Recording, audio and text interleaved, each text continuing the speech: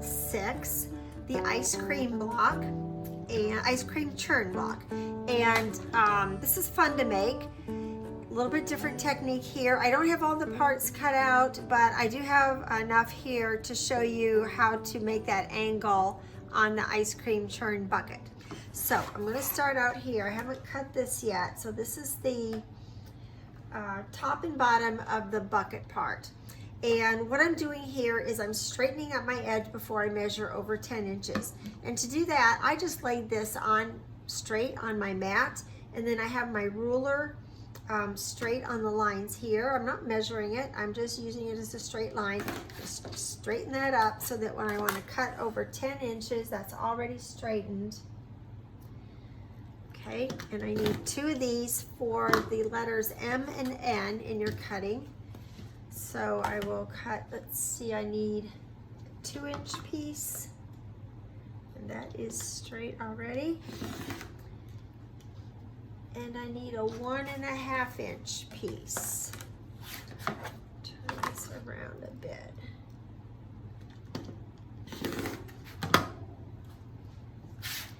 Okay, you have this much left over. You still have to cut a little 3x2-inch piece, but then save the rest of it. You'll use it in a later block, so don't get rid of this. And it does have writing on it, so when you put it on there, you're going to want to make sure it's right side up and not upside down. Okay, then I'm going to put M and N aside. I'm going to take L, and it needs to be cut 8 by 6 inches. And you know what? These aren't 10 inches. These are supposed to be 8 inches. So I'm going to go back and fix that.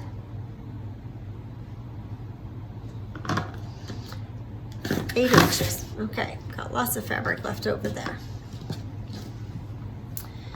Okay, I'm going to take my striped fabric, and it needs to be 8 by 6 inches. So you're probably wondering, well, which is long and which is wide? Well, the 8 inches is the width, but one way you could tell is these stripes here are 8 inches. So naturally, this would be the 8-inch width. So I'm going to trim this up here, make it straight, and I need a 6-inch section.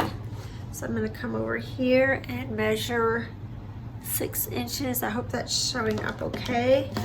I'm doing this video by myself, so it can be a little tricky. Okay, now I need this to be 8 inches. I'm going to use my straight lines I cut here, and 8 inches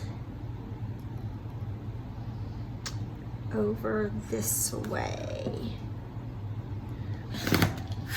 There we go. Now going over to my instruction sheet here,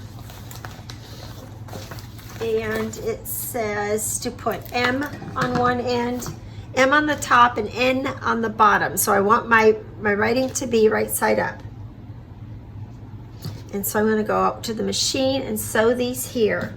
I'm doing this by myself, so we'll see how this goes in the editing of this video, but I will go sew these together and press them, and then we'll sew the sides on it. Okay, now our ice cream bucket is bigger because I've sewed the top and the bottom on it. So I'm going to set that over here. I'm going to take my J rectangle, and the pattern says on the wrong side of one J, draw a diagonal line from the upper right corner to the middle of the bottom. So that would be this right corner to the middle of the bottom. I'm going to mark the middle of the bottom with a little crease here. Okay, I'm going to take my ruler and draw a line like that. Okay, then I'm going to lay it on the bucket, and it says right sides together, lay J on that unit matching upper right corner and side. Okay, that's all we need to do. We got lots of extra down here. Stitch on the drawn line and press to J.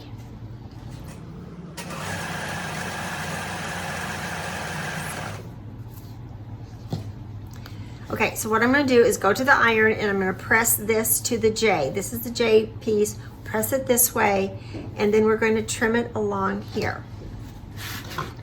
And because we can see right through the white fabric, I'm not sure I'm using the same fabric you'll be using in the block because I just took this out of my scrap bucket. Trim right along there. And square that up right there. And then we can go back and trim that away. Okay, carefully trim it away. So I'm going to put the ruler on here. Right like that. Make sure you don't have anything in there you don't want in there. Okay, we're going to put 1/4 inch seam, just like that. Okay, then we're going to take the other J piece and I'm going to mark it up here and halfway down here.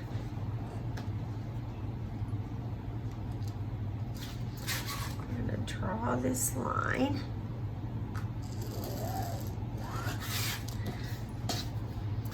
Okay, that's going to go on the upper left corner. This side lined up, that side matched up. We have our excess down here. I'm going to go sew that on there.